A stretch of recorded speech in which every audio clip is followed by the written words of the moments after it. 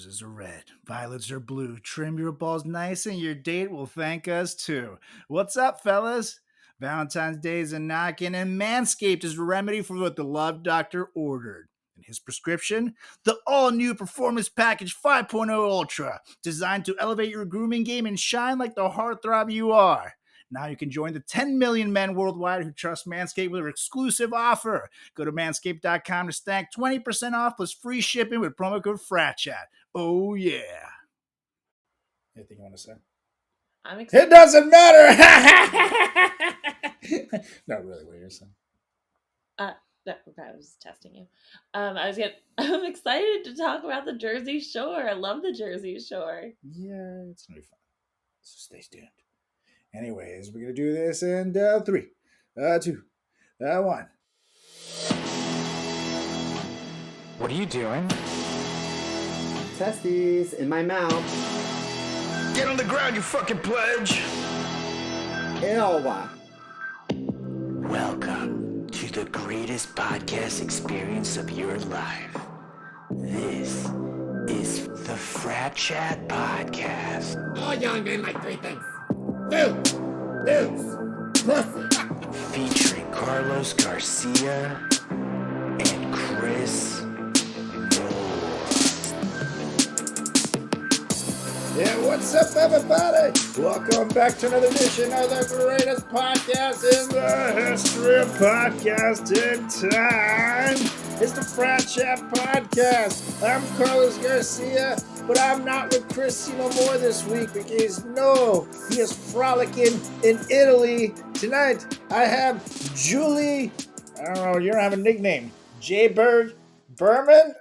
How's it going, Mrs. Berman? I don't know. I guess Call me Jules. Jules. Ew, I would never. That's so rude. Jules. J Berms then.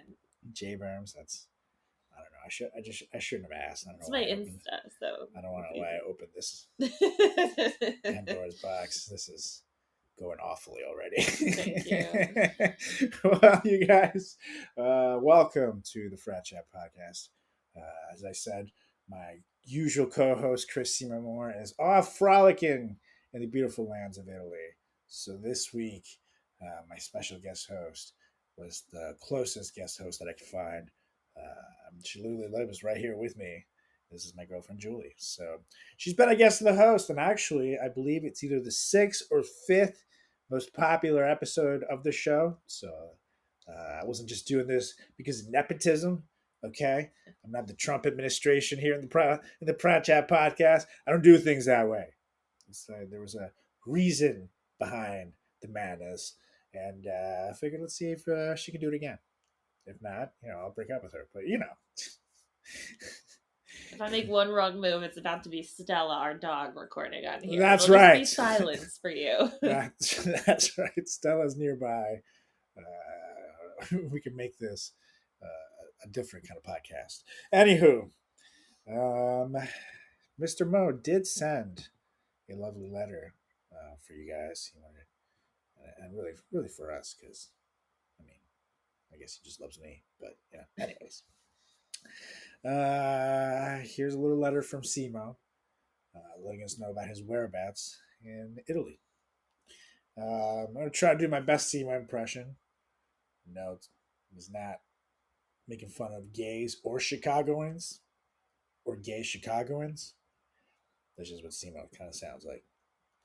But that's just me. Anyways, he said, "Oh, hi! I just wanted to say thank you so much for keeping an eye on the pod. Italy has been so much fun. I've seen everything like the Leaning Eiffel Tower, the Roman Colosseum, where they totally used to stage plays, and had the cuisine of the land, the Caesar salad. And this is totally the best trip ever. Anywho, I'll be back next week with so much to tell you. Love you guys. Simo." So he loves us. Very nice. He says a little PS. P.S. Tell that bitch, Julie, she better not get too comfortable. Oh, shit. Sorry, Julie. That is totally uncalled for by Simo. That just means he's threatened. That's fine. Yeah, you should watch out. Okay. You should be careful. You should definitely be careful. You really nailed the oh hi. Yeah, and then it kind of went to like Ron Prendamano. Yeah. It took a little, took a few turns, but the oh hi was there. Oh hi, Oh hi. That's Simo. I don't know. Then I went to Gay Ron. But, you know, he's also been on the show, you guys. You can check it out. Ron Prendamano just 2 or 3 episodes ago, and the last season and the season before. He's a regular. Anywho, I have a story for you about, speaking of world travelers, a pigeon, I don't know if you know this, was recently cleared by Indian police after it was suspected of being a spy for China. For China, okay? And it spent 8 months in bird lockup, too, Oh, while they were figuring out whether this bird was or was not a spy. And apparently it had like it had these little tubes, these rings tied to its legs that had words that quote unquote look like Chinese, according to Red Oh, God. so it could have been any language, but it looked enough like Chinese. I'm not gonna lie, I'm wondering like what did this Chinese jail look like for pigeons, or what did this Indian jail look like? Do they torture the pigeons? Like, who sent you? And they dunk their little heads in like a little thing of water. Like, whoa! I feel so bad for this pigeon. Like, and it probably had no idea what was going on. No, it didn't. There must be a lot of bird poop in that cell. I assume so. However, I don't know. They probably intimidate the bird by making it another species feces. You know what I mean? Because like for example, Michael Jackson, when he was in jail the second time, while he was being processed for the child molestation, he filed an official complaint against I guess the government holding him, the county. I don't know if it was the LPD or the county, because the jail cell that they put him in had human feces all over the walls. And he's like, they're trying to intimidate me and like fucking shack me down so they can coerce a confession, and like that's it. And so, one of this pigeon walked in. Or maybe they just used pigeon feces just to let them know who's boss. I don't know. There's just shit all over the walls. Yeah. How do they expect a pigeon to like relay messages? Is it like, well, they do use carrier pigeons. That is a thing. But like the pigeon isn't writing a letter. No, but the things were tied to its legs, so they thought maybe it was like a pigeon traveling en route, delivering messages. Like Harry fucking Potter, the owl thing, that's a thing. That is not good. No, I know. She didn't invent that. But J.K. it's not like he Rowling's has not that much of a camera around his neck. No, the messages are the thing. Like the messages could have been anything. But it was probably like their P.F. Chang's order, and some people just went fucking hungry. Or, some people just use it as like a form of communication. Or just people train the pigeons to do it. And you just do it for whatever. Mike Tyson has pigeons. Oh, God. Loves them. Big pigeon guy. He actually had a TV show, too. With the pigeon? With the pigeons. I was going to say, was it Mike Tyson's show or the pigeon show? Well, it's Mike Tyson and his pigeons. And it's just like him, like, I love my pigeons. I don't think he sounds like... They're indestructible. Yeah, that's exactly what it sounds like. I love my pigeons, man. I'm super serious. My pigeons are indestructible. Yeah, Mike Tyson. I love you, though. Great boxer. Sounds funny. Everybody knows this. Anywho, don't kill me, Mike. They really ruffled those pigeons' feathers. I'm just gonna leave this right here. I'm gonna leave that right there. Thank you. That is. On that note, I want to announce my retirement from comedy, you guys. After hearing that, I just don't know if I have it in me to keep trying anymore. I think I just died inside a little bit, you guys. But yeah, just couldn't let that one fly. Thank you. See, that's how you do it. See, that's how it's done right there. Hey. Oh, Oh, I get it. you see. That was better. It was absolutely much better. I don't know what you're talking about. But yeah, it is time to get to it. And is it me or is the thing listening to us? Siri is listening. Siri's listening. What I are you don't doing, know. Siri? You must have hit Yeah, something. Siri just popped in. Start listening to what we're saying. Back off, Siri. You don't have consent. It's not a threesome situation. And believe me, I've been trying for years. Not gonna happen. Maybe on my birthday. Nope. But not today, Siri. Believe me, I've tried. Anywho. Ladies and gentlemen, Carlos Garcia here, coming to you live from the bathroom. That's right, I'm on the toilet right now. And that's because today's episode is sponsored by Tushy, and I can't get enough of it. In fact, in the future, people are going to laugh about how we used to just leave dirty poo-poo in our booty holes all day. Like, come on, man. Deep down inside, we all know that using toilet paper alone leaves nasty and smelling bacteria behind our butts. We know it. You know it. Everybody knows it. However, Tushy has finally made number 2 cleanup way more hygienic and better for the environment. In fact, you now can have a fresh stream of water, the same water as your sink or your shower, to clean up your booty after every poop. And Tushy's bidets are so easy to set up on any toilet. In under 10 minutes, you can set up your at-home bidet that will change your life forever. I'm not even kidding. This product is life-changing. And if we're being honest here, it feels pretty good too. How do I know? I'm using it right now.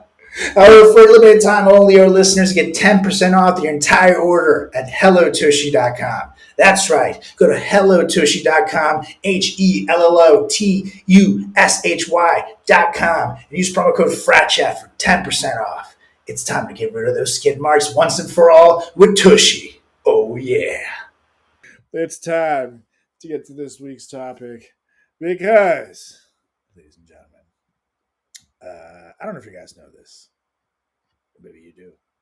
But we here, I was going to say we here, the FratChat Podcast, but it's me and Julie here. So me here at the FratChat Podcast featuring Julie, so Seymour doesn't kill her. We're big reality TV fans here. In fact, during the pandemic, a certain someone would make fun of me for watching this show until she found herself interested in the storylines when we were hearing it. With the shoe being on the other foot, she got me into Vanderpump Rules very much the same way.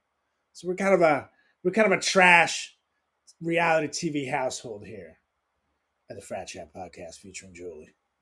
And this show, I have to say, lies at the very tippy top. This is the creme de la creme. This is the show that I've been watching since my college years. And in fact, I used to pregame with this very show every Thursday night for Thirsty Thursdays, baby. Oh, yeah. And then February 8th, this week, it's coming back. And I'm talking about the Jersey Shore, the greatest show on earth. Well, maybe not the greatest. I was gonna say it's a pretty damn good show. It's a pretty good show. We love it. I love it.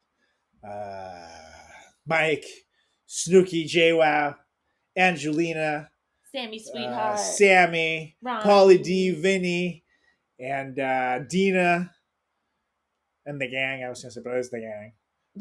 They come together. They fist pump. They start shit. They have drama. They're very funny. They're lovable. But they get them. They tug our heartstrings. So we're gonna pay homage to the gang, and Julie and I are fellow MTV alums as well, so we know how to celebrate some good reality moments, and that's what we're gonna do here. We're gonna give you our favorite Jersey Shore TV moments to pay homage to the grand return, to get you ready. So if you want to go ahead and tag along with us, you can check out these moments and go back and watch them yourself. Get yourself ready. And because the show's coming back, baby. And this time, they have the full cast coming back together again for the first time since the OG days. So note, this list will feature moments from the OG show and the Family Vacation show.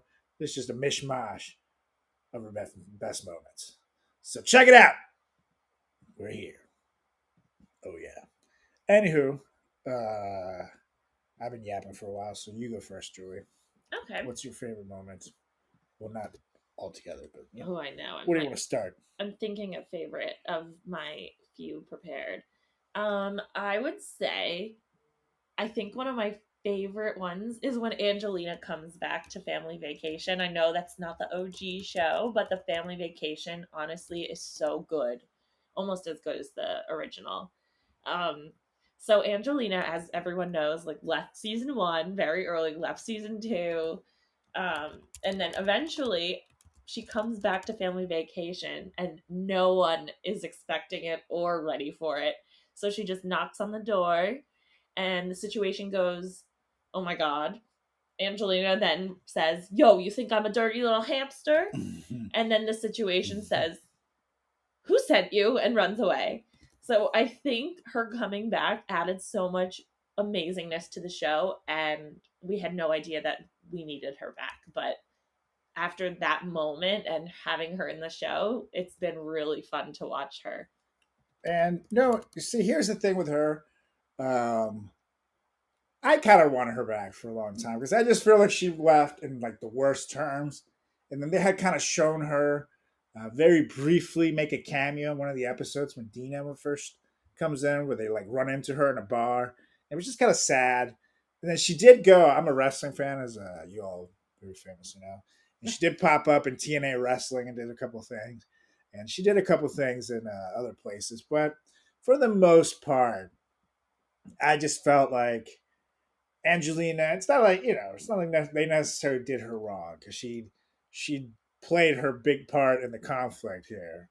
It was not really the best roommate, but I just felt like there was like a missed opportunity there. And had she just hung out and toughed it out a little bit longer, maybe they could have resolved the issues. But they were all, you're young, you don't give a shit. They're all drunk all the time. It's tough to mediate your situation. No pun intended, when things like that are happening. And at the same time, if Angelina doesn't leave, we never get Dina. So That's true. I think everything worked out for the best. You could argue that if Angelina wouldn't have left then, it wouldn't have opened up the door for this return and for the life and career she's having now. And who knows where she would have ended up.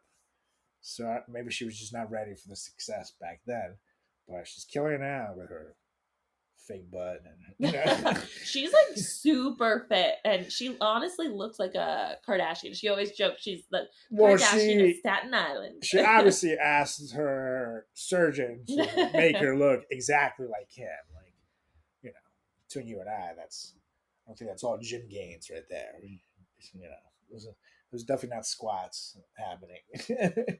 Something tells me Angelina doesn't spend hours sculpting her body at the gym, but she does spend hours on the surgeon. I'll tell you that much. So, I love her. She's one of my favorites. I always felt bad for her because Jenny and Snooki, like after a few episodes, like bonded so tightly. Ronnie and Sam were a thing, and then the guys were on their own. And I feel like maybe she just didn't have that girlfriend to like bond with, so she was an outsider. Well, the thing about her is they used her a lot to stir the pot too, and then left her fucking holding the spoon. I should say, like every time, like for example, the note, which we'll get to later on the list. She was there. She didn't do anything. She was sitting there, but then they blamed her, like she had something to do with it more than she did. Didn't Jenny and Snooki write it by themselves? They did, yeah. But then they were like, "Well, you knew," so then they were trying to flip it on her. They pinned it on her. They always like flip it. So, and this is like most so in the OG days, but even kind of I don't know from what it comes across in the episodes later on. For example, like when they don't go to situations baby thing. Oh god. They all shit on Angelina because she's the only one that goes, and sure. Mike is the one that throws her under the bus, and then they all shit on her because they believe Mike over her.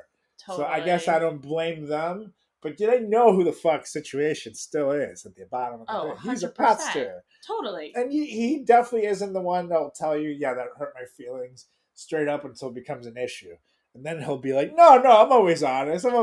He's still a goddamn pot stirrer. Yeah, he's saying like, oh yeah, Angelina said this because he really felt that way. And Yeah, he was he just was the too one. scared to say it himself. He was the one. So, yeah, I feel like she ends up getting the bad end of the stick, the short end of the stick often, but it really shouldn't be her. I think I can speak for most men when I say we want to have better sex. And for the sake of our partner, we may need to have better sex, fellas. Because no one likes it when you bring a wet noodle to a barbecue party. Write that down. The issue is that over-the-counter erection pills contain unregulated chemicals, suggest unsafe doses, and include the risk of several other health problems. And who wants that? It's like those drug prescription ads where everybody's like sitting there playing volleyball at the beach, but they're dying of herpes. Not cool. That's why we partnered with our friends over at Joy Mode. Whether you're looking to spice up your intimate moments or increase your confidence in the bedroom, Joy Mode makes all natural and science-backed supplements dedicated to helping men perform better across their core functions. Oh yeah. The trademark product, this sexual performance booster, is every man's solution for increased blood flow down below, firmness, stamina, and performance of your favorite friend. It's like a pre-workout but for your buddy down below. And let me tell you, it works. And the best part, the product is totally safe. All ingredients have been assessed in peer-reviewed journals. All ingredients have been studied and researched in humans. It comes in a palm-sized little packet, like your favorite electrolyte powder. Just simply mix one of these bad boys right in with 6 to 8 ounces of water, 45 minutes before sexual activity, and watch the magic unfold. Like, you know when you start blowing up an inflatable castle? It's sort of like that, but down below. But it's time to redefine your intimacy and go to usejoymode.com for 20% off with promo code FratChat. Oh yeah, that's 20% off and free shipping with promo code FratChat at usejoymode.com. Ingredients with integrity, it's Joy Mode, baby. Anyways, I agree. That's a great moment. And honestly, that's something that I wondered if it would ever happen. I was not under the impression, never say never. But it was a huge shocker seeing her come back to the show. And it was something I think everybody was just so excited to see what happens next. So it helped give a lot of legs to the new show, the family vacation leg of the show. That was like, oh shit, what's going to happen here? So it was great. It was great to see the comeback. Anyways, for my first one, I'm going to start with a very funny, ridiculous moment where I have to say, back in my college days, I got pretty blacked out and shitty, but I'm glad that it never got this bad. And this is going back to season 3, episode 3, the famous Snooki blackout episode that led to the greatest line in that season's history. Where's the beach? Where's the beach? Snooki's so hammered from a little bit of day drinking, which I'm not gonna lie, we'll have been there. And then she's wandering around the boardwalk, asking people where the beach is. While on the beach. Yeah, the beach is literally parallel to her. And at one point, she gets to a guy like, "Where's the beach?" And he's like, right there. And she just like can't comprehend it. And eventually, she gets on the beach, and then of course she can barely fucking walk, so she's like having very noticeable intoxication issues.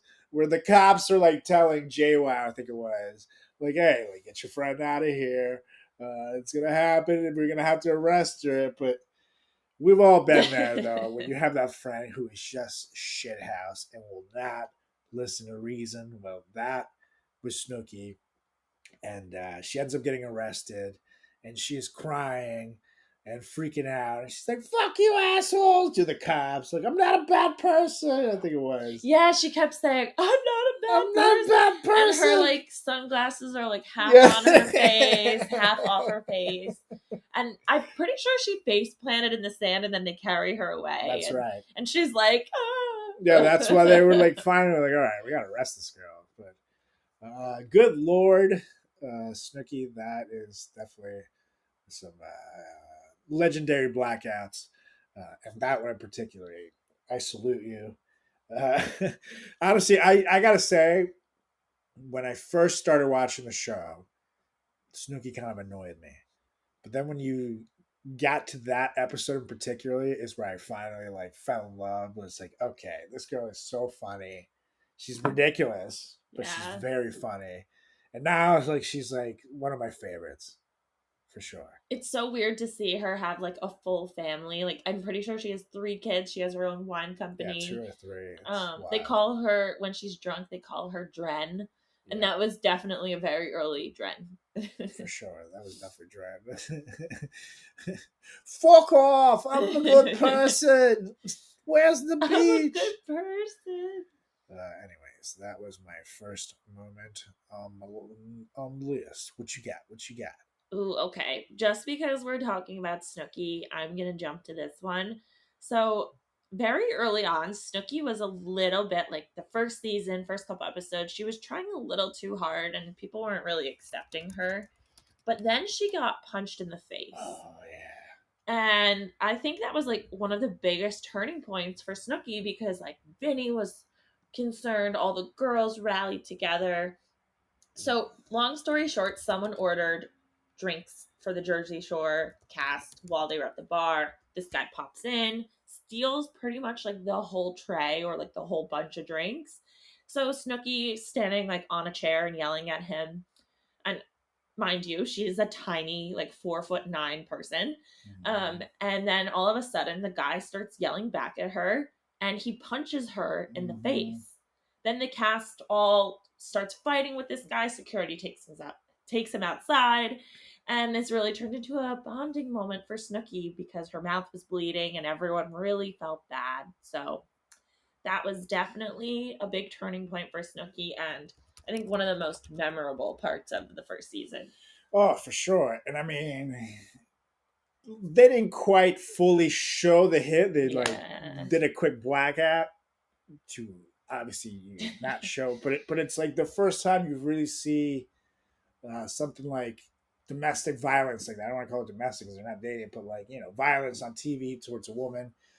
I mean, sure, we've seen the famous slap on Real World. That was a guy smacking a girl, but that was a smack. This was a full-on punch where this guy took her down, and I'm not gonna lie, I don't know how that guy made it out of that bar without everybody killing him. And he must have signed a release form because his face wasn't blurred. Yeah, true. But at the same time, maybe because he committed a crime. Oh, like maybe that's like a workaround that they can show it if... It's like, you know, it's like, fuck it, he committed a crime on our thing. Or they'll drop the charges if you sign and we show it on TV. Oh, God. Yeah, that's so tough. But yeah, they definitely did show his face. And later on, they even identified him. Oh, my God. I don't think on the show, but like on a website or something like that. So this guy definitely caught a bunch of slack. But I feel like if that happened in today's day and age, he would be canceled and absolutely like chased after. But this is like really before social media, I feel like. Yeah, but there was still like Twitter and stuff. Facebook was around. People weren't getting canceled left and right, but this guy definitely suffered in his personal life after this. Bad decision. For sure. And also, like, what a piece of shit you have to be to punch a girl like that. They all kept saying that. Vinny was like, she's like my little sister. Who punches a girl? Who punches a girl? Even Snooki was like, who punches a girl? Especially because it wasn't like, you know, like I see these videos pop up on the internet all the time where it's like a girl punches a guy in the face and the dude gets mad and punches her back. And while I don't agree with guys punching girls, in that situation where someone's attacking you, you're entitled to hit him back. It sucks, but you are entitled to hit him back. This was nothing like that. Like this guy was stealing their shots. She was just like, hey, back off. Totally. This is our stuff. and fucking he decided to just be an aggressive piece of shit and punch her. So honestly, I hope that guy learned his lesson, but pieces of shit like that rarely do. So I'm hoping he does, though. I'm hoping he does, because I don't want to get sued just in case he listens to this. But not cool, brah. I hope you got yours. Yeah. At least a couple days in jail. He drops the soap. And Snooki got a lot of great relationships out of it. That's true. It did save a relationship. That's when Ron comes up and gives her that empowering, like, Snooki, you're a girl. You should have seen how we all just love you. And it was like he was so hammered, but it's so funny. He kept calling her Snickers, like the Snickers chocolate. Snickers, yes. And it was like a Snickers. It was weird. It was almost like he had a speech impediment. But yeah, that's a good one. Going on a Valentine's Day date with a giant pew forest down there is kind of like bringing your mom to it. It's gonna get in the way of your sexy time later. Because no one wants to reach for your twig and berries down there and find themselves stuck in your bush. You know what I mean? And that's why I'm here to talk to you about the hero of Valentine's Day, the Lawnmower 5.0 Ultra, brought to you by Manscaped. This electric trimmer features skin-safe technology guarding your V-Day treasure against any grooming mishaps. It also comes with the brightest LED spotlight yet, which is brighter than your best romantic smile. Like, check this out. Pretty romantic. Pretty handsome smile, right? Well, this is brighter. It's perfect for precise grooming, even in the trickiest spots. Oh, and it's waterproof too, making shower shaves a breeze, people. But hey, that's not everything that the Love Doctor ordered. Oh, no. This package also features the Weed Whacker 2.0 nose hair trimmer to get them nasty little hairs out of there. It also features Manscaped's liquid formulations and 2 free goodies. The Shed Travel Bag and the Boxers 2.0, because comfort is king for all my dogs. Oh, yeah. And for a happy ending, there's the Manscaped Refined Cologne. It's the Valentine's Day touch to your grooming routine. Elevate your grooming routine and set the stage for romantic, smooth celebration that we can all love. And for the bearded kings such as myself, Manscaped also brings you the Beard Hedger Pro Kit, designed to shape your scrub effortlessly. It sculpts cheek lines and maintains beard styles, giving you that suave look for your romantic moments.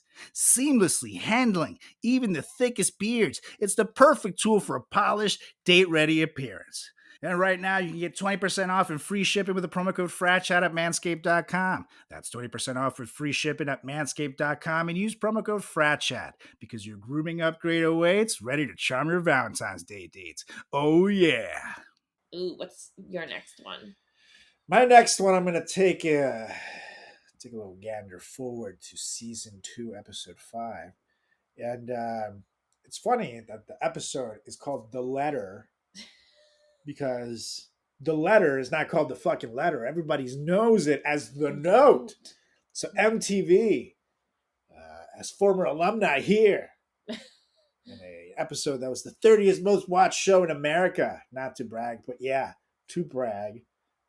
Listen to us. We're not steering you wrong. Change that episode name to The Note, for God's sake. What are you doing the letter? But very famously, Ron in season 2 of The Shore and Sam are kind of a complicated situation. Very complicated. Yeah, are they together? Are they not? It's a whole thing. And while he is attempting to woo her back, essentially, and prove to her that, he's with her or whatever, he's also behind the scenes trying to get his D wet, to put it politely. And the thing that's weird is that he's doing it at the club's end of show. So there's cameras there. So clearly she's gonna fucking see it. But I guess, you're hammered. Now you're super popular. At this point of the show, they're making money. So these things go out the window. You probably, you kind of think you're invincible back then, and you're so smart, and she'll never figure it out. Right. But anyway, she wasn't there, but her friends were, and so were the cameras. And so were the camera. And so one night in particular, Ron gets a little bit extra friskier than he should, and the girl roommates see it, and they decide when eventually that enough is enough. Note, during this time, also, Sam is having issues with the girls. Mm-hmm. Things are not necessarily going great there. So they decide to write a note to Sam telling her what Ron is doing. And at the same time, while they say they're doing it for her, it was kind of also to spite her type thing. Like, hey, like, bitch, like, you're going for this guy who's doing all this to you as opposed to us. So suck a dick. It was kind of like, it felt like that. I feel like it was like they were so scared to confront her about it because she didn't want to hear it, so they just did this anonymously. Yeah, but they who the did fuck wanna else would do help it? her. Who the fuck else would have written the note? They all lived there. There's 3 girls. Clearly not, Angelina didn't write it. Well, it took her a while to figure out who did. Yeah, So. but that's because she wanted to play dumb. But, like, she fucking, But anyways, this is what the note said. Sam. This is in all caps, too. Which is red flag number 1 for any letter. But, Sam, the first night of bed when you left, Ron made out with 2 girls and put his head between a cocktail waitress's breasts. And also was grinding with multiple fat women. Oh my god, it's terrible. When you left crying at Clutch, Ron was holding hands and dancing with a female and took down her number. Multiple people in the house know, therefore, you should know the truth. Which is so dramatic. But yes, I like how he was grinding with multiple fat women. My oh my god wasn't even like that he was doing. I was like, I can't believe they called people fat women. Like, that's so mean. I was like, these girls. They were mean sometimes. So they were catty. But there is an episode where someone calls Snooki fat and they lose their shit. So it is funny, it is the tea calling the kettle black in this particular situation. But yeah, it's become, at this point, the note has become a legendary thing within its own. It led to, of course, a crazy explosion of everything at the house because Sam is obviously furious at Ron, but then she's doesn't know who the fuck she can trust because she doesn't know which one of the roommates wrote this thing. So it puts her in a place where then she becomes really alienated. But then it leads to, of course, because when you do things behind people's backs, these things always happen, a crazy explosion between JWoww and Sammy that leads and blows, ladies. And it's one of the craziest cat fights I have ever seen. You know what I'm looking forward to in 2024? Keeping my boys down below looking better than ever. And thanks to the good people at Manscaped, I can. And that's because, ladies and gentlemen, introducing the MVP of 2024, Manscaped's 5th generation lawnmower. It's not just a trimmer, it's your grooming sidekick. And equipped with 2 skin-safe blade heads, a standard one for taking a little off the top, and a new foil blade to go smooth wherever your heart desires, which is typically your balls. It's like having a personal stylist at your fingertips, or wherever you might need it, like your balls. And did we mention it's waterproof? Because a trim in the shower is the only way to start your day. Oh yeah. And for my men who want the full grooming experience, look no further than Manscaped's Performance Package 5.0. In this grooming kit, you will get the trusted Lawnmower 5.0. Oh yeah, Manscaped's ear and nose hair trimmer, and essential aftercare products with the Crop Soother Ball Aftershave Lotion and Crop Preserver Anti-Chafing Ball Deodorant. Yeah, it's deodorant for your balls. But you didn't think you needed that, buddy. Well, your girlfriend or boyfriend definitely says otherwise. And as a gesture for the new year, they even threw in 2 free gifts. The Boxers 2.0 and the Shed 2.0 toiletry bag. Because they know good and well you're still rocking your boxers from high school. It's time to throw those ripped bad boys in the trash, buddy. And let's face it, resolutions might come and go, but a well-groomed you is here to stay, thanks to Manscaped. And of course, get 20% off and free shipping with the promo code FratChat at manscaped.com. That's 20% off and get free shipping with the promo code FratChat at manscaped.com. Because nothing says Happy New Year like a deal that leaves your balls and your budget feeling refreshed. Embrace a new you and definitely embrace a new trimmer courtesy of Manscaped. It is wild. I guess, like, what would you do if someone wrote you a note about the girl that you were seeing? And, like, something like that, but, like, You reversed. see, the thing is, my friends would just told me. My friends wouldn't have written me a fucking note. I would just be like, dude, I saw her goddamn banging someone. And that would be it. But what if you were like, you didn't want to hear it? Like, My it was- friends are not fucking gonna write me a goddamn. You know my friends. Yeah. Will they write me a goddamn note? Are you serious? Like, that would be the stupidest shit. Maybe your friends write you. No, Just the they question wouldn't or fucking write do you. that. Rachel or something. Like, No, she wouldn't. Charlotte. Carlos was making out with multiple fat. No, she would never say that. She would never say that. When you left crying, fat women came from everywhere. No, stop saying that. Just say women. Well, that's what they said, not me. I'm polite. But my friends would tell me too. They wouldn't do that. Sure. They wouldn't write like an anonymous note. They would be like, "Hey, just so you know." I'm like, yeah, I would be mad, honestly, probably at them first, and then mad at you. But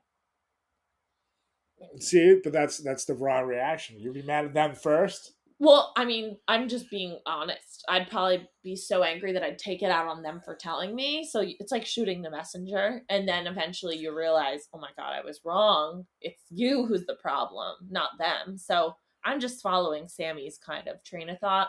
She just like couldn't believe that her friends would do this to her, but it's really for her.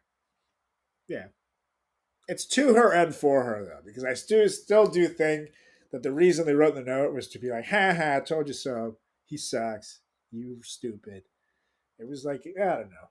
Especially because at the time, the things weren't going the best. Otherwise, they would just told her. So I do think there was a little bit of malice there in the note, especially the level of detail, too. You could see that there's malice there. Otherwise, I would have said fat women. Just the language they use. Yeah. If they was like doing it for her, and we're like, Ron's cheating on you. Yeah. We saw him do it at the club. So we can talk about it. And then so and so. Maybe they provided the info about like the cocktail waitresses just so they could have like evidence. Yeah, but no. I mean, I guess evidence, but Like like 2 cocktail waitresses were there. yeah, in but that's still nicer like words. ridiculous. Like, I don't know. I do feel like there was definitely a little bit of malice there, while they were also admitting that they were trying to help her. I just think that they were trying to make her look a little stupid. But anyways, that is moi. And that's the legendary note, something that to this day still gets brought up and joked about on the show. So you have to make the list. Anyways, what you got?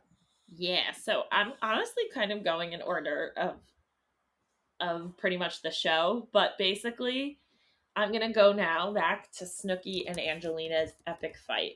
So this is season 2. Angelina has her bags packed yet again. As everyone remembers, she left the first season. She's been having some issues with the fam.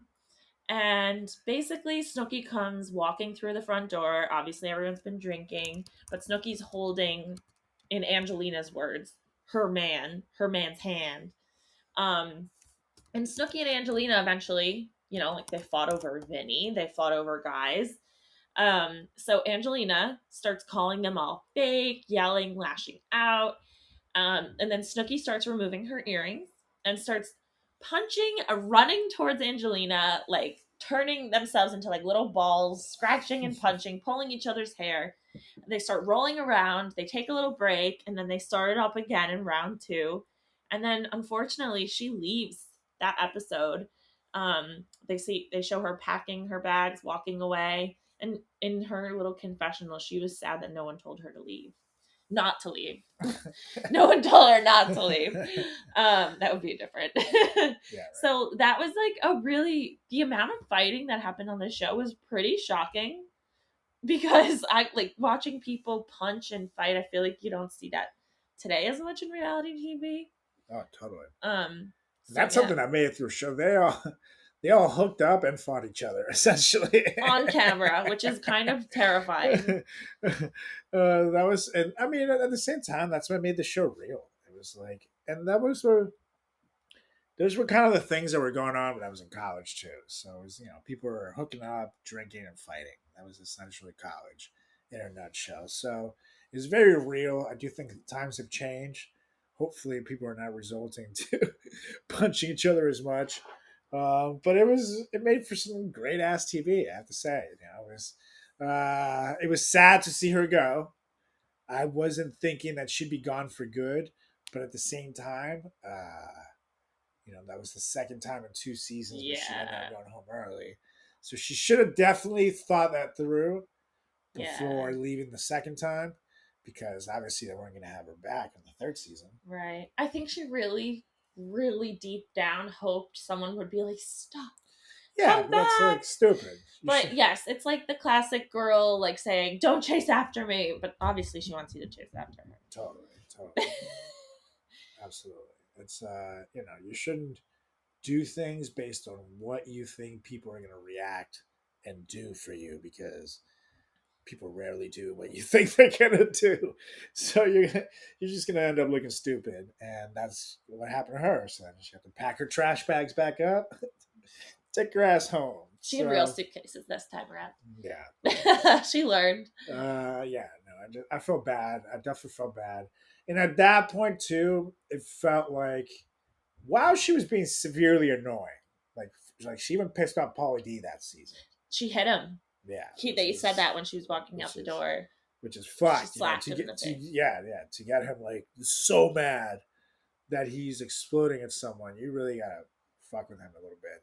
But I felt like at that point they were all kind of like, well, it may have not been a spoken agreement. They're all kind of ganging up on her. Totally. Being a little passive aggressive and trying to get her to explode into that fight, into something bad, to drive her out. At that point, it was very clear that no one wanted her there. Plus, they all bonded season 1 after she left. Like, she didn't make it long season 1 either. Totally. And so she wasn't they're all really better friends, and they're like, why is she here, basically, the whole time? And she was also still driven by ego a lot, where she wasn't trying to, do things to make the relationships better.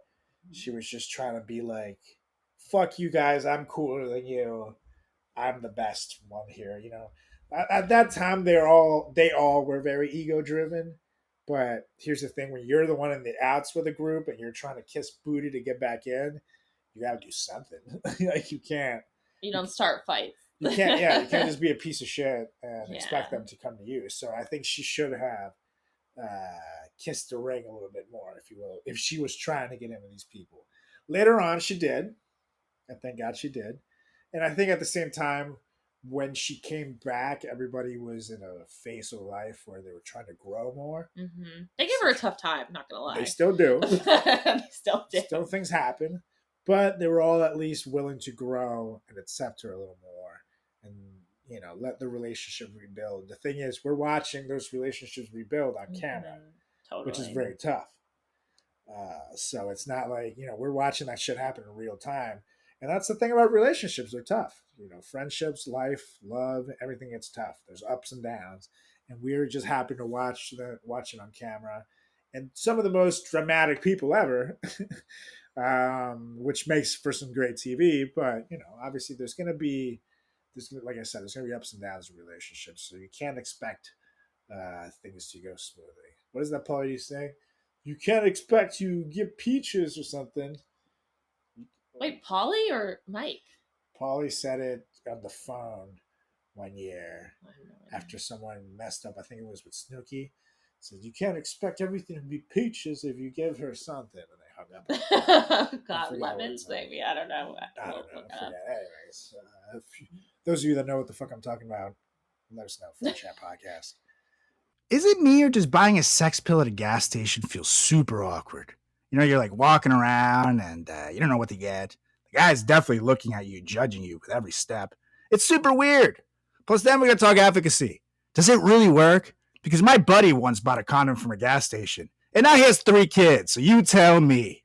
So it's good to know that Jomoid is not only backed by its users, it's backed by science, people, which goes to show that science can be sexy sometimes. Now, let me ask you something. Whether you're happy or unhappy with your performance in the bedroom, why not perform even better? Usain Bolt was the fastest man in the world, and he still wanted to run faster. So why not be an Olympic gold medalist in the bedroom, fellas? Because that's where Joy Mode comes in. Joy Mode's sexual performance booster is like a pre-workout, but for sex. It's designed to support erection quality, firmness, and sex drives. And it contains clinically supported doses of ingredients like arginine nitrate, L-citrulline, Panax ginseng, and vitamin C, which is going to make your boy down below stronger than ever. Oh, yeah. Not only is this the only supplement you'll need in the bedroom, it also supports blood vessel support, cardiovascular and heart health, athletic performance, blood pressure, and general erection function. Plus, here are the game changers.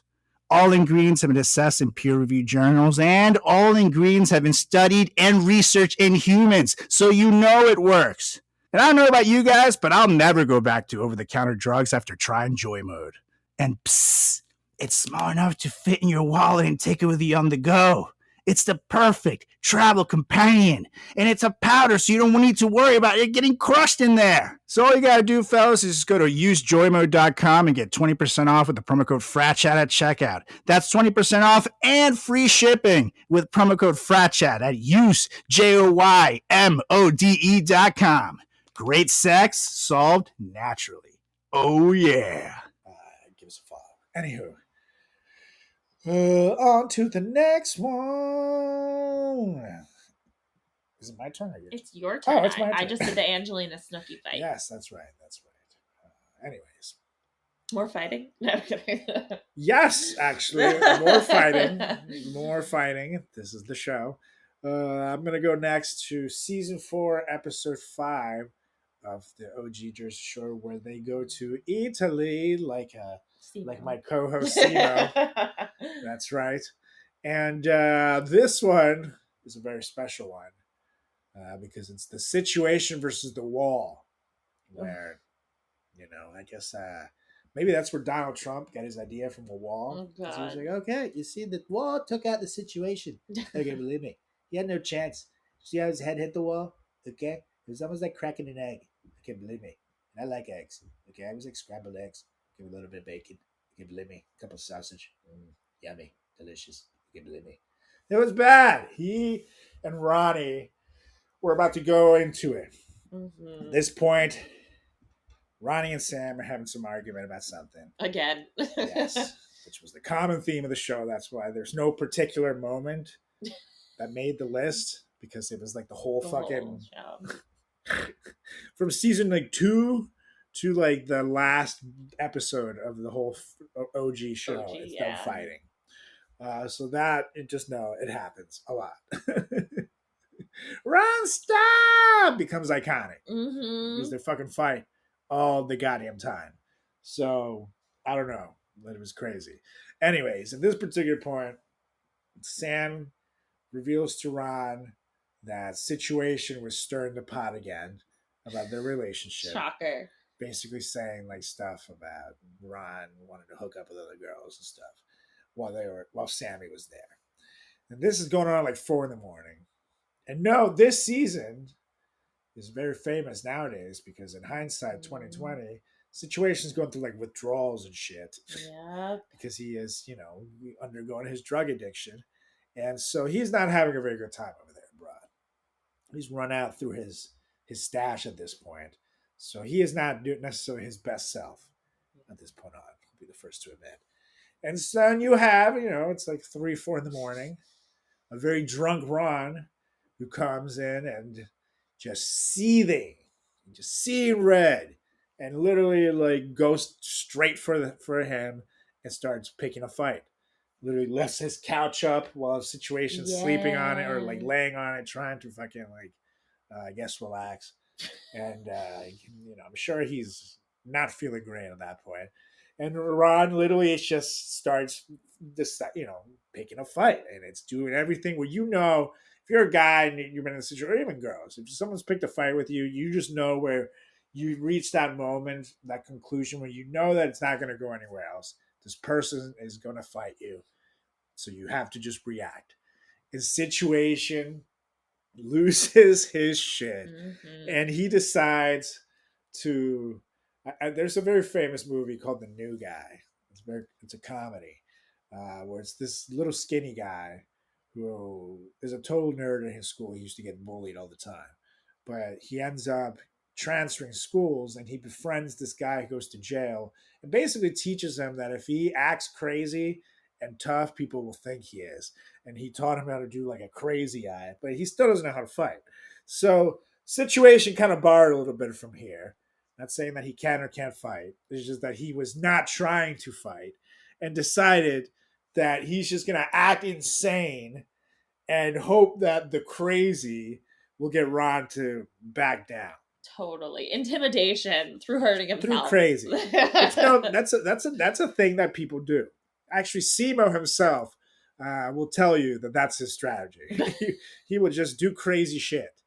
I had a guy who I know, he was a scientist, actually. This is a true story. I'm not making this up. He was a scientist, and at the time, he was studying monkey AIDS. Literally monkeys that were infected with the monkey version of AIDS, or HIV. Monkey HIV it was, I think. And how it translates to AIDS. Well, long story short, one day he's at work, and he got bit by one of these monkeys. And obviously they have to do a test on him to see if the disease carried over from him, from the monkey to him. And it takes like a day or two for the test. So he's bugging out. And anyways, he goes to a bar that night, and this like meathead decides to pick a fight with him for random reason. And the dude literally said he grabbed, I think it was a pen or a cocktail knife or something, and he literally told the guy, I got bitten by a fucking monkey with AIDS today at work, and showed him like the bite. And it's like, you might kick my ass, but I might have monkey AIDS. I'm gonna make sure I get blood all over your fucking mouth, son of a bitch.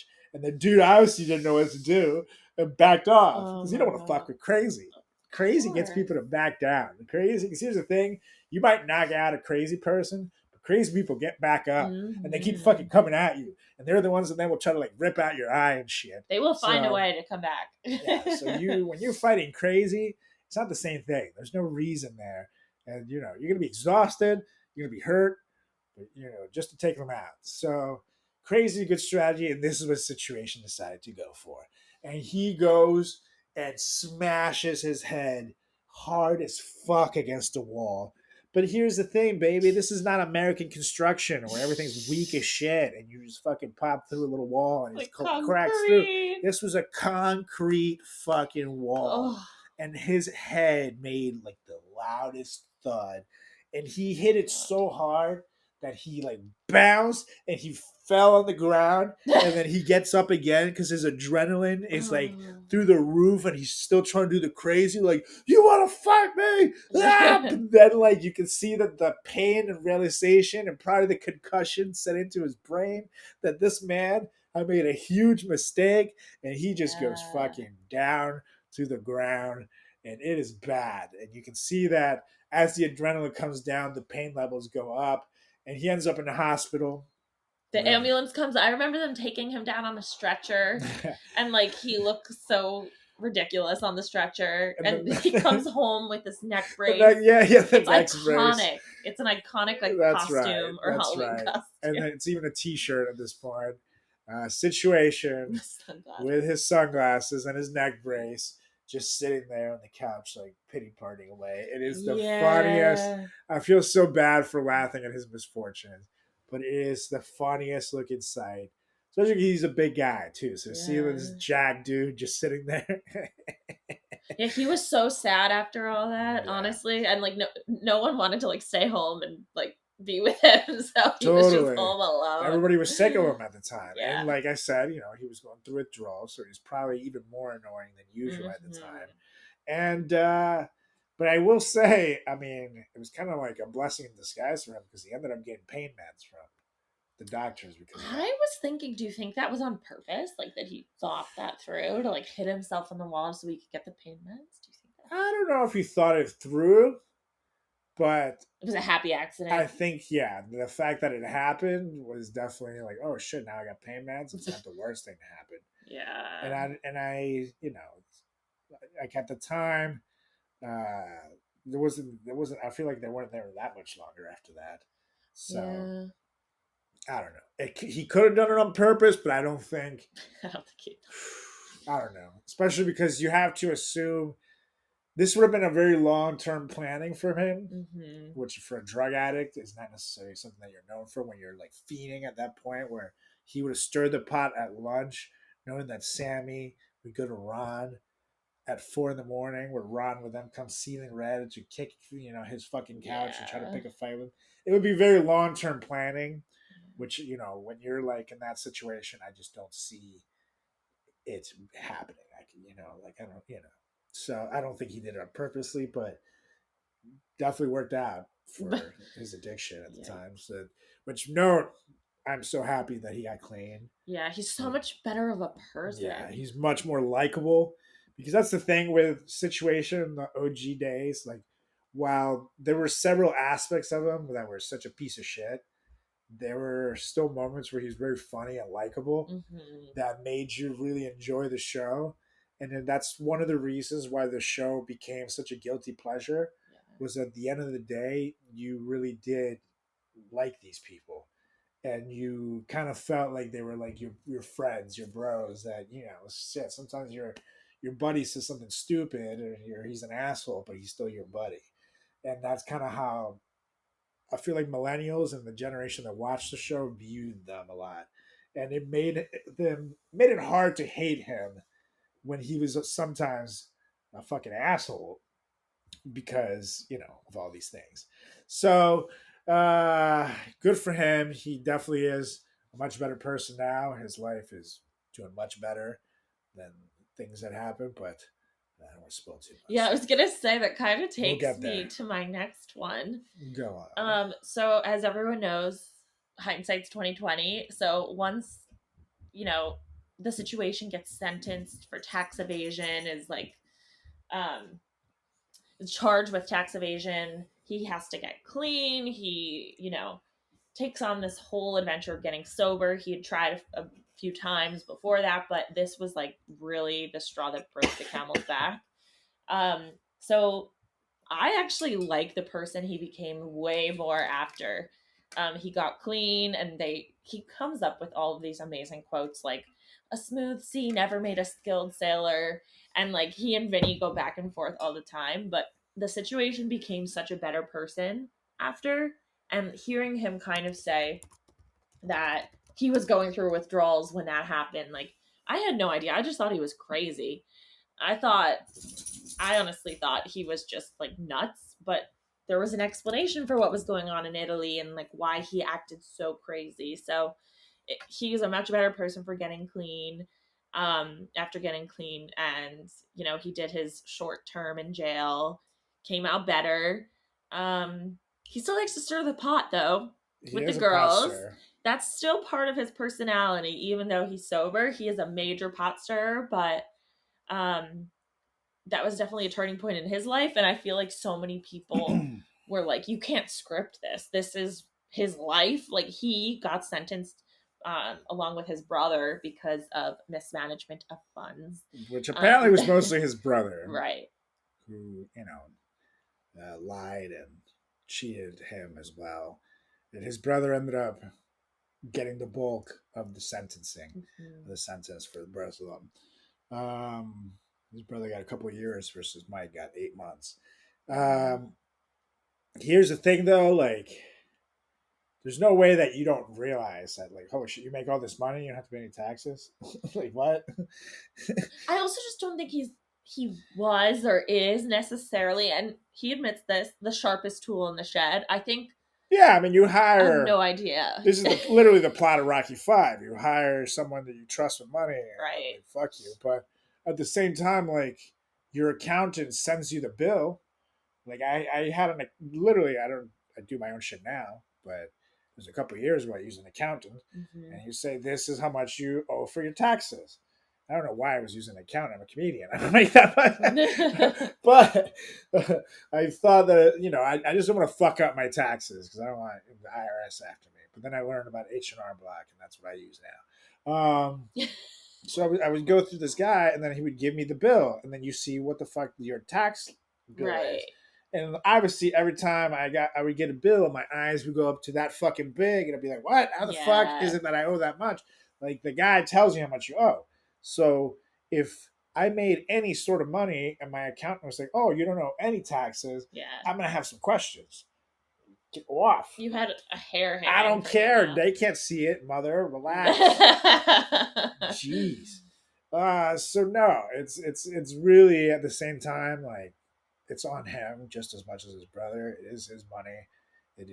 As an adult, you are responsible for knowing what you owe. Totally. And if your fucking accountant doesn't tell you that you owe taxes, but you're as being over 18 and in the workforce, you should know that April 15th is tax season. Always. It's when it ends. And if by April 15th someone hasn't told you that you owe anything, you should probably ask why.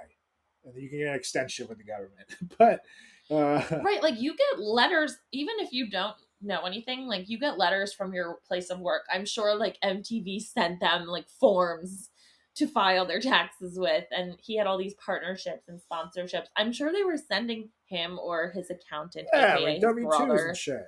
So, but like, I mean, he was buying fancy cars. Then he really had to humble back, and like while he was on trial and all that, he had to live very humbly in like an apartment by the shore. Yeah, had to sell everything. Yeah, because the IRS was obviously watching his shit at that point, and he had to pay restitution. They made him pay the money he owed.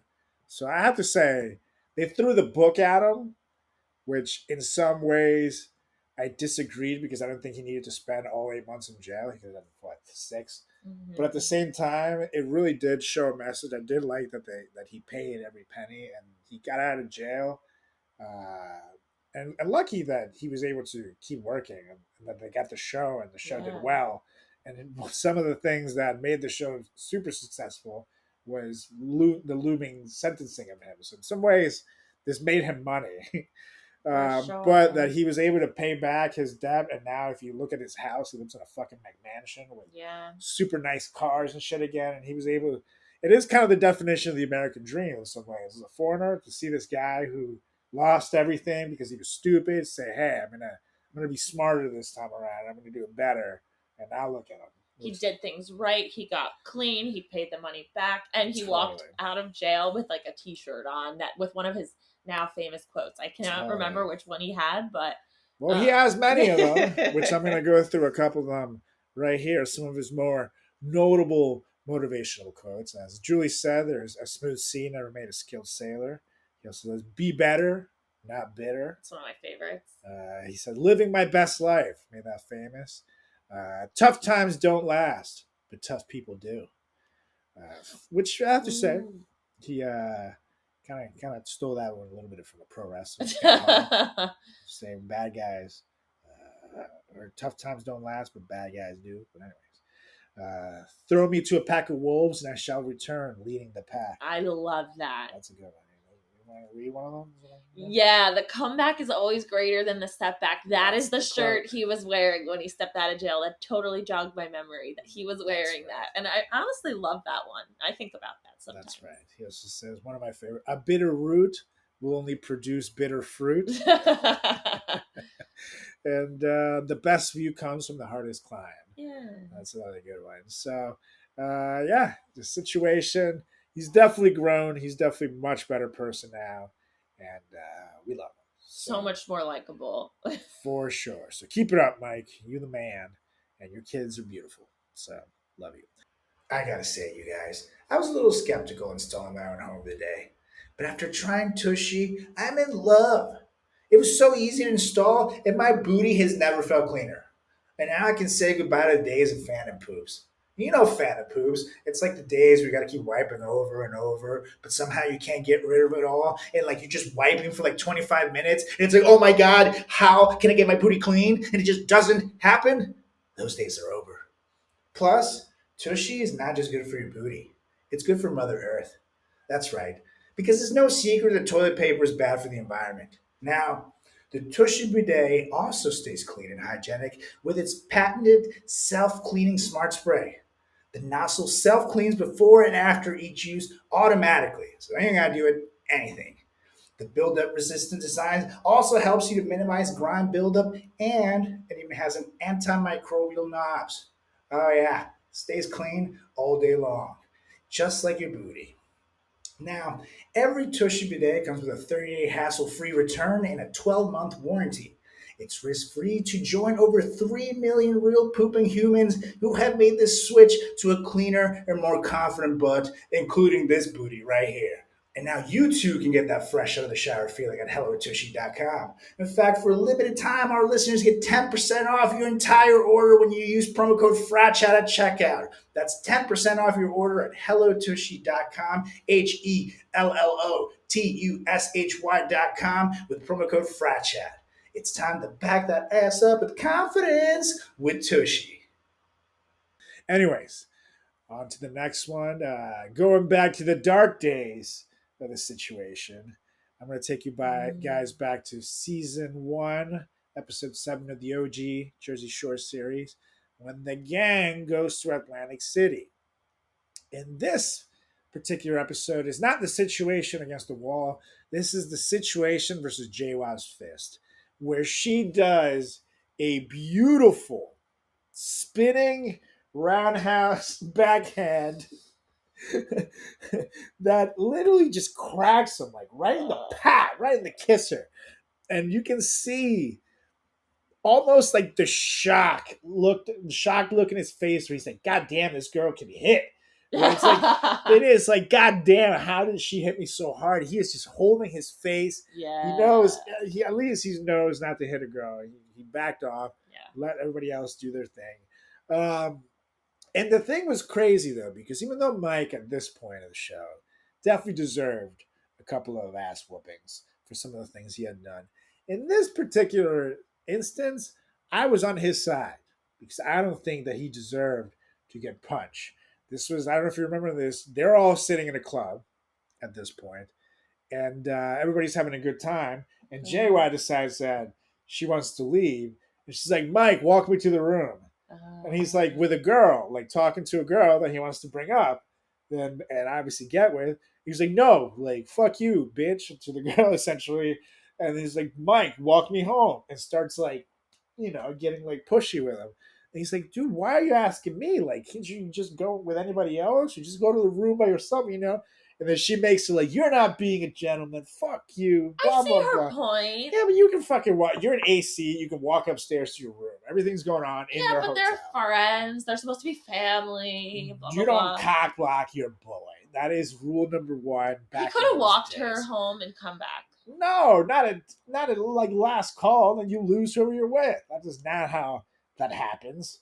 And especially maybe if they were like far away, but you are with TV cameras who are gonna follow you home. You're not gonna fucking be left alone to die. You're fine. You're with people. They're not gonna let you die on camera. That's ridiculous. Literally just fucking walk up the goddamn floor. Or go to one of the people that wanted to leave and goddamn get them to leave. It was, she wanted to control him and she wanted to ruin his good time. That's my opinion. I feel like maybe he had the slap a long time coming. Well, he absolutely did, but it's kind of one of those like I said with Angelina, where they were trying to kind of finesse the situation and get her to blow up so they could fight her and drive her out. I think in this particular situation, JWoww was angling towards it, and she decided, oh, I'm going to annoy him, and she decided who she was picking on purpose.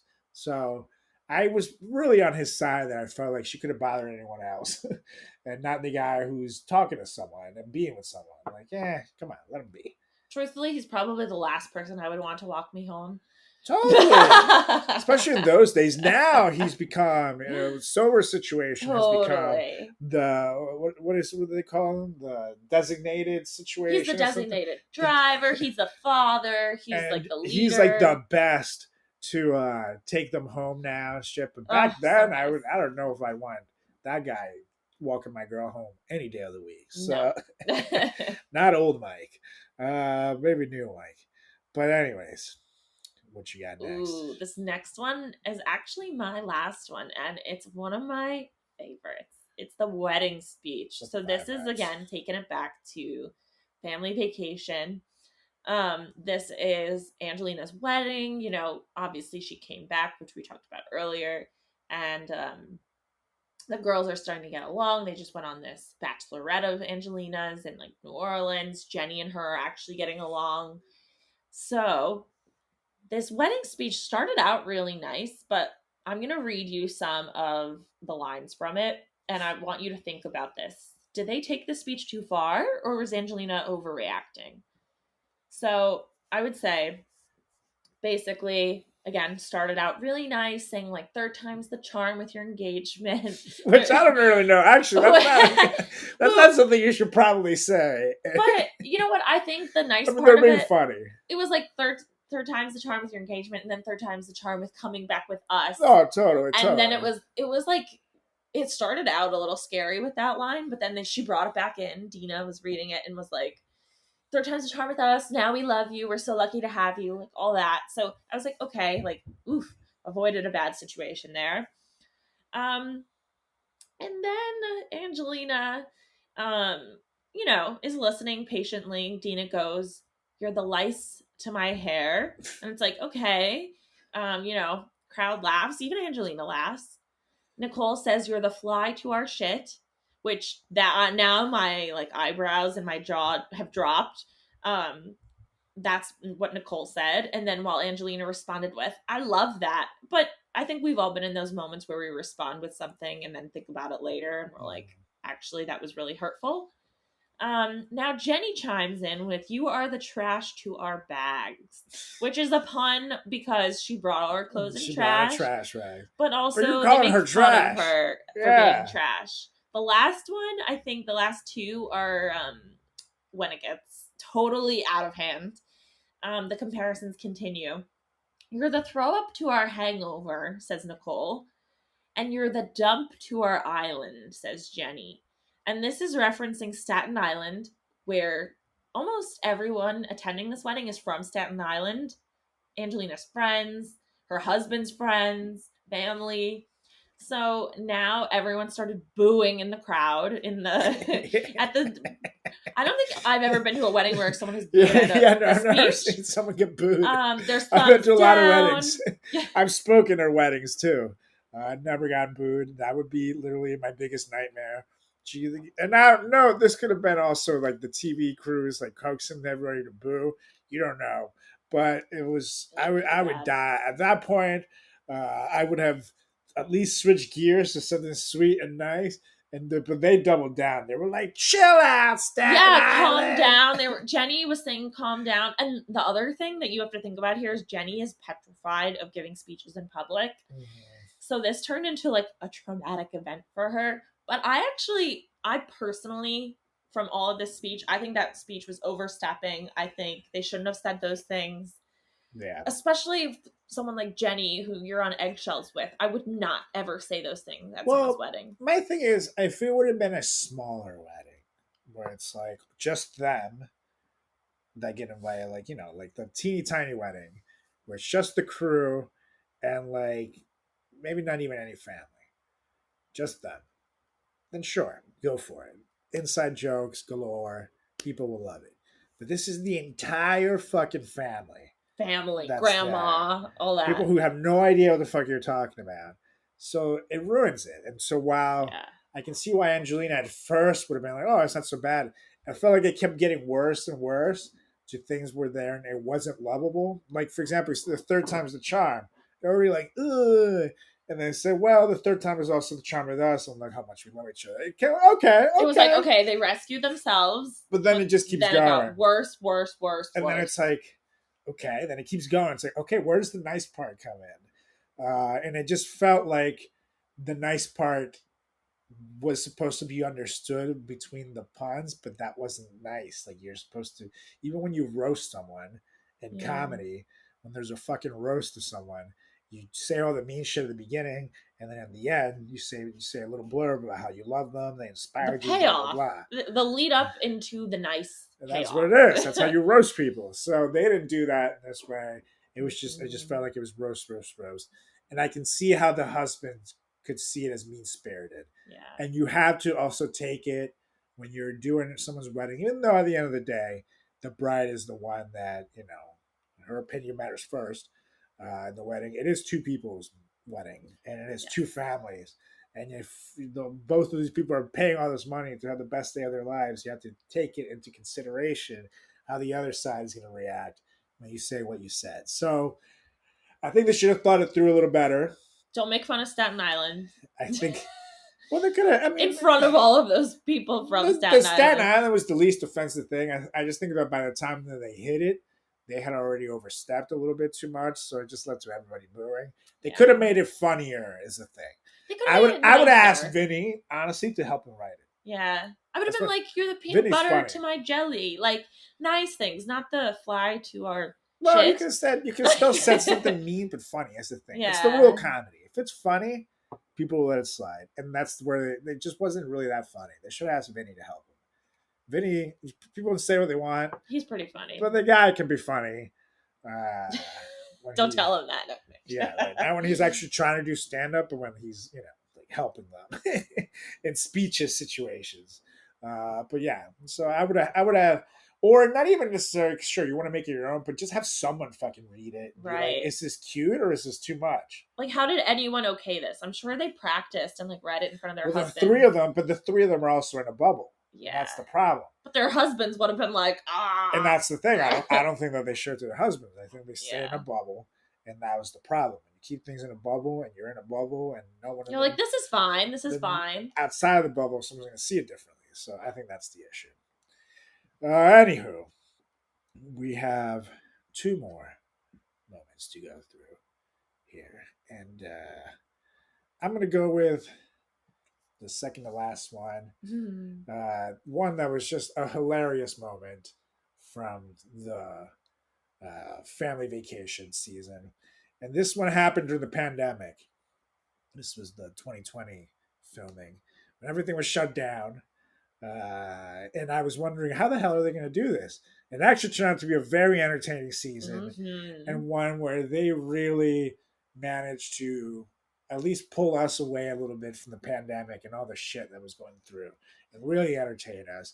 And they got this entire hotel to themselves, which is so Jersey Shore of them because it's so fucking extra and awesome. And they had a family vacation in an abandoned hotel, essentially. Like, they had the staff to themselves and shit, but it was just them, which makes it so entertaining. But they could do whatever they wanted here. And they sure did. They would like drive scooters around. They were fuck around, do games, whatever. And one of them was a very special game show where Paulie and Vinny, having their own shot at love shows that became hits on VH1, decided to help Ronnie out with his love issues as well. Because he's notoriously been bad at relationships. Horrible. Bad. To say the least. You can Google that yourself. Yeah. And so they do Ronnie Magro's Trouble Shot at Love. And this, to say it's bad would be an understatement, but it's so bad that it's good. Mm-hmm. Like, literally, they and I'm not gonna lie, they hooked it up for him. They got these babes that were potential girlfriends for Ronnie, and they decided to do a game show. It's supposed to be super simple, right? You talk about yourself, you introduce yourself, you see if you have in common. Ronnie picks a girl.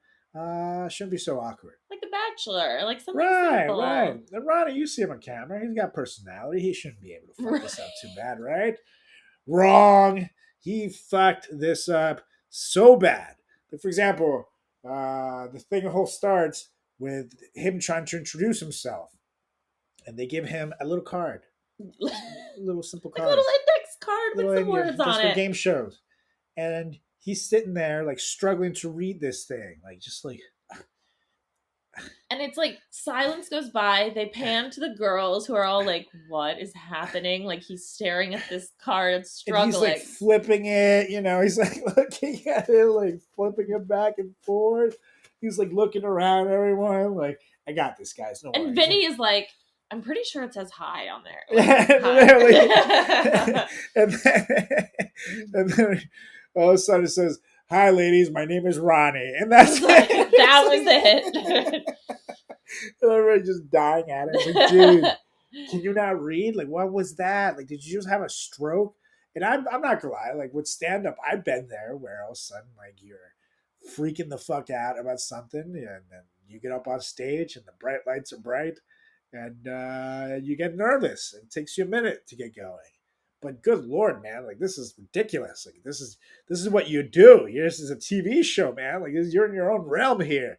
You've been filming this shit now for fucking like 15 combined years. Plus, like the one thing you will never forget about yourself, even if you have amnesia, Is your name. Is your name. Hello, I'm Ronnie. Yeah, like you didn't really need the cards for that, bro. You could have winged that one. It felt like 5 minutes of silence, everyone staring at him, waiting to make a speech, and that was it. And again, I also want to know how much of that was them, the editing, drawing it out. Jersey Shorecast, if you ever listen to this, Ronnie, let me know how long you were standing there looking stupid, because I am curious if that was mostly edited or as awkward as it looked. Because it looked pretty awkward, but it was hilarious. And anyways, when we talk about Ronald, we got to talk about the yang to his yin. Because as we said, his relationship with Sammy was iconic. Sometimes for the good things and sometimes for the bad, because there was a lot of fighting. In fact, so much so that it led to a bad breakup later and Sammy leaving the show, which, while it did open up the door for Angelina to return, to led to that goodness, people, it felt like it wasn't always the same. People, while the family vacation was awesome and we were all having so much fun with it, we miss Sammy. Yeah, she was the only one who didn't come back for family vacation. Yeah, and everybody was wondering, man, will she ever come back? We really miss her. Hopefully she does. And as the time progressed, it seemed more and more like she was just not going to come. And we kind of let it go. Just felt, well, I guess it is what it is. She always said she was happy in life, never going to come back. Stop asking me. Yeah. Well, fast forward to when Ronnie has to leave. Yeah, Ronnie has to leave the show for personal issues. And well, the thing that was keeping Sammy back from being on the show was certainly gone. And, she always said that she didn't want to revisit the toxic relationship that they had. And, well, with that not being an issue anymore, it opened up the door for her to return. And you go to finally season 6, episode 20 of the Family Vacation show. It shows how deep into the game. This is season 6 of the reboot, episode 20. So much time has passed. This is when finally Sammy, sweetheart, finally makes her return to the Jersey Shore. And it is such a good moment. For one thing, it's brought upon by Angelina. I was just gonna say, we talked about so many issues earlier where Angelina didn't have her girl. There was another issue yet again where she felt Jenny wasn't happy for her with the engagement and all the girls and whatnot. So she was like, I need a friend. So Sammy was that friend. Yeah. And everyone was shocked. Yeah, it was amazing. It was bringing things full circle to Angelina's comeback too, because it's now her pulling the prank on them, and the look on their faces just says everything. It was like they saw a ghost. But then there was happiness and tears, and there was a lot of apologies and forgiveness, and there was a little bit of drama. Some shit had to be spilled.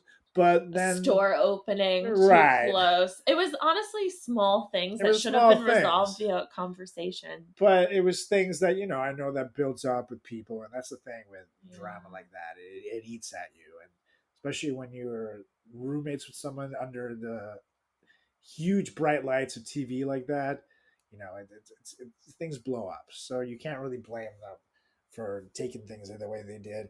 But it was so nice to see them get back together. It's so nice to see her being able to put the bullshit aside. Eventually, it was like she's been there all along. She just fit right back in. Yeah, Angelina was like making faces like, what? This like, was not easy for me. Yeah, this was awful for me, and now everybody loves her. And, well, to be fair, they all left in different terms. Yeah. So it worked out great. And it's cool because, we all have those friends where it's like everybody has that friend that you don't see them for 10 years, but then when you do, it's like nothing's changed. Yeah. So it's good to see that dynamic too with them. And now she's back. and it's setting everything up for this season, which debuts this week Oh my god, I on can't the wait. 8th. When this airs, we're going to be 2 days away from the grand return. So check it out on MTV. It's going to be epic. This time, it's going to be the first time since the OG show ended that the entire cast is on the show, together, doing things together. Sammy and Ronnie are going to be together In the same rooms. It's going to be wild. It's going to be wild. So, as fans of the show, as MTV alums ourselves, we are so excited to check out the show. So, let us know what you thought of our list, your favorite Jersey Shore moments. Let us know what you're excited to see. Give us a follow at FratChat Podcast on all social channels. That's on Instagram. That's on Facebook. That's on Twitter. That's on YouTube. And you can give me a follow as well at Carlos Does the World. That's on Instagram, Facebook, TikTok, YouTube, Threads. Carlos Does World on Twitter /X. You can follow my good buddy Simo, who's not here, at chris.moore.comedy on Instagram, on TikTok, at Seymour Comedy on Twitter /X. He'll be back next week. And of course, you can follow Julie, I guess. Where do you want them to follow you? Yeah, honestly, Instagram, it's at jberms. It's JBERMZ. It's like my first and last name. And that's it. Give us a follow. And let us know what you're excited about with the Jersey Shore. And next week, my bellissimo host, Chris Moore, will be back. So, let him know if you missed him or if you're happy without him. As he's saying, bitch, don't get comfortable. So, I adjourn this meeting. Did I do whoa. that? You don't get to adjourn. This is not how things work. You're not. When Simo's not here, I get to adjourn. Okay. So that's why I'm going to motion to adjourn this meeting. I second. Bye. All right, you guys. I'll be back next week. Another edition of the greatest podcast in the history of podcasting time. The FratChat Podcast. See ya.